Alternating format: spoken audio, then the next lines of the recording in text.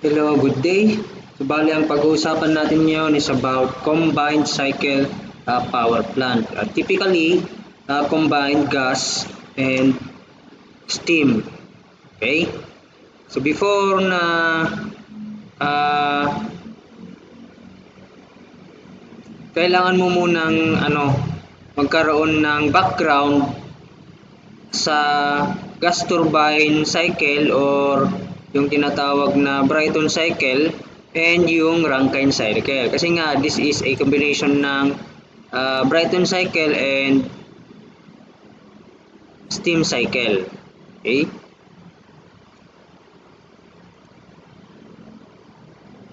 So, bali ito yung schematic diagram tsaka TS diagram ng Brayton cycle, combined gas and vapor. Okay?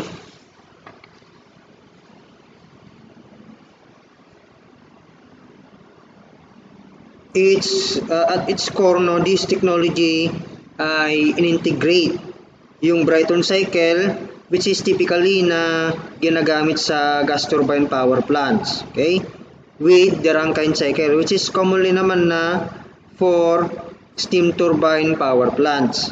Okay, so sa combination na ito,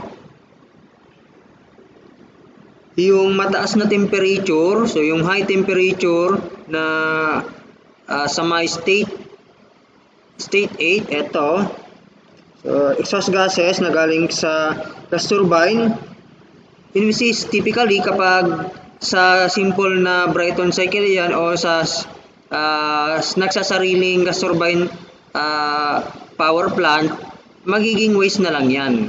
Okay, so yan. Now, in this combined cycle, yung exhaust gases, yung heat na dala-dala nito ay pwede pa nating ma-extract. Okay? So we can extract that para makapag-generate naman tayo ng steam through this heat exchanger. Okay?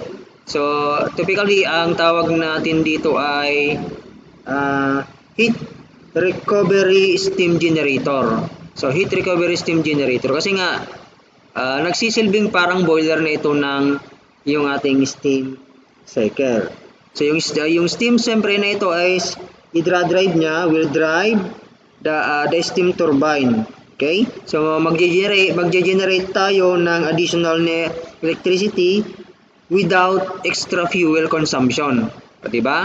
So nakatipid ka ng fuel. At the same time, lumaki pa yung power output.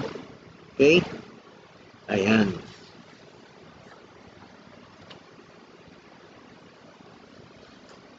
So ganito yung process, no? Sa state 5 natin, yung fresh air is drawn, no? Drawn in galing sa atmosphere.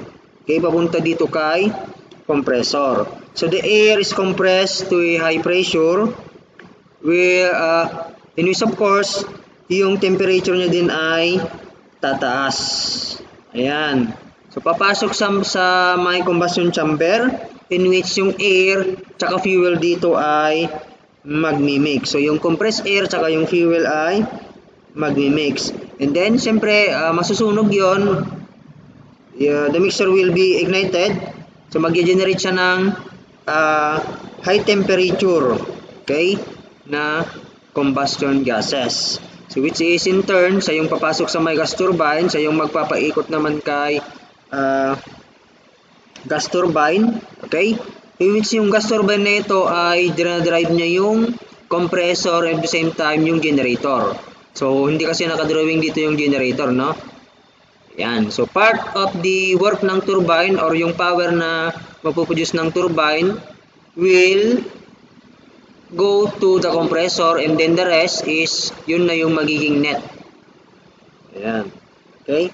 Then yung hot combustion gases na nag-expand sa may turbine natin, which does work and rotate the shaft. Okay? Ayan. So mainit pa yan. So before siya na instead na lalabas na lang yan or pupunta na lang yan sa atmosphere. So yan, trinatrap natin or anong trinatrap? Ano kaya yung mas magandang term? Ina-extract natin yung heat na dala-dala niya. Okay? So, yon, matratransfer naman yung heat na yon dito kay water. Okay? So, yung water na ito galing sa may pump and then magiging steam. So, magiging vapor. Ayan.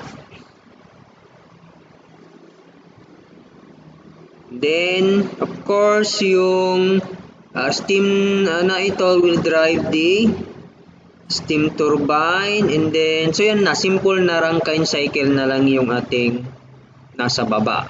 Usually, ang tawag dito is topping cycle and then bottom cycle. Ayan, so, so yung heat rejection natin dito, yung QR, that is from 9 to 5. Yan yung ating QR. And then, sa steam cycle naman is yung sa may condenser. Okay? Ayan.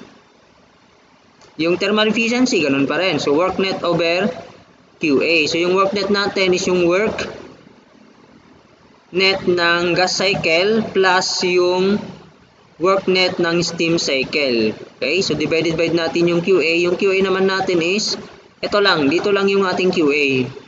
Yan, dito lang sa may combustion. Kasi dito rin naman na nagkaroon ng fuel injection. So yan lang yung magiging QA natin. And then yung QR, ito nga 9 to 5 and then ito. So yan. So some of the advantages ng